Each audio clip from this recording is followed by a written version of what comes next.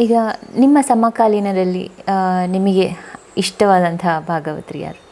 ಈಗ ಸಮಕಾಲೀನ ಪಟ್ಲ ಸತೀಶ್ ಶೆಟ್ಟರು.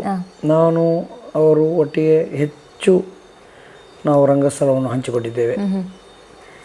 ನಮ್ಮ ಸಮಕಾಲೀನ ಅಂದರೆ ಈಗ ಪಟ್ಲ ಸತೀಶ್ ಶೆಟ್ಟರು, ಅವರು ಪಾವಂಜಿ ಮೇಳದವರು, ಸತ್ಯನಾರಾಯಣ ಪುಣ್ಚಿತ್ತಾಯರು, ಮತ್ತು ಗಿರೀಶ್ ರೈ ಕಕ್ಕೆಪದವು, ಪ್ರಫುಲ್ಲ ಚಂದ್ರ ನೆಲ್ಯಾಡಿ. ಅಂದರೆ ನಾವು ಸಮಕಾಲೀನರು. ಹೌದು ಹೌದು. ಬಡಗಿನಲ್ಲಿ ರಾಘವೇಂದ್ರಾಚಾರ್ಯ ಜನ್ಸಾಲೆ ಅವರು ನಮ್ಮ ಸಮಕಾಲೀನರು. ಈಗ ರಚನೆಕಾರರು ಯಾರೆಲ್ಲ ಇದ್ದಾರೆ ಸರ್? ಈಗ ಈಗಿನ ಜನರೇಷನ್ ಅಲ್ಲಿ ಹಾಗೇನೆ ಮೊದಲು ತುಂಬ ಇದ್ರು. ಯಾರೆಲ್ಲ ಇದ್ರು?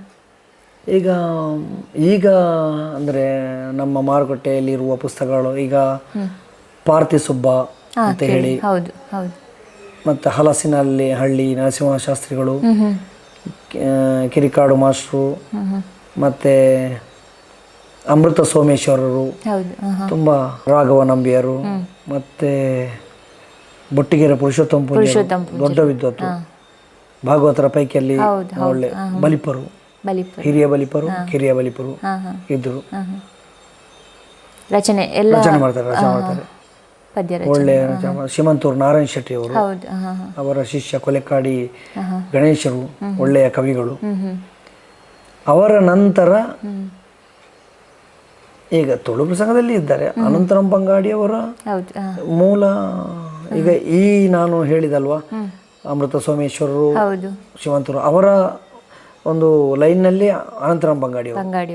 ಪ್ರಪಂಚದಲ್ಲಿ ಒಂದು ತುಳು ಪ್ರಸಂಗ ಪ್ರಪಂಚದಲ್ಲಿ ಒಳ್ಳೆಯ ಕವಿಗಳು ಅನಂತರಾಮ್ ಬಂಗಾಡಿ. ಅದೆಷ್ಟೋ ಮೇಳಗಳು ಅವರ ಹೆಸರು ಹೇಳಿ ಬದುಕ್ತಾ ಇತ್ತು. ಮೇಳದ ಕಲಾವಿದರು ಸುರತ್ಕಲ್ ಮೇಳಕ್ಕೆ ಮತ್ತು ಕರ್ನಾಟಕ ಮೇಳಕ್ಕೆ ಅವರು ಪ್ರಸಂಗ ಕೊಡೋದು.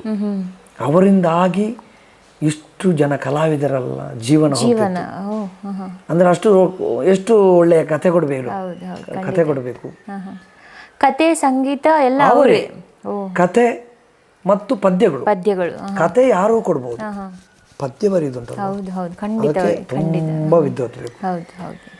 ಆ ಸಾಲಿನಲ್ಲಿ ನಾನು ಅನಂತರಾಮ್ ಬಂಗಾಡಿಯವರನ್ನು ತುಂಬ, ಈಗ ಪೌರಾಣಿಕ ಪ್ರಸಂಗಕ್ಕೆ ಅದರಾದ ಇದುಂಟು, ಮಾಡಿದ್ದಾರೆ. ಹಾಗೆ ಅನಂತರಾಮ್ ಬಂಗಾಡಿಯವರನ್ನು ತುಂಬ ನಾನು ಮೆಚ್ಚುತ್ತೇನೆ.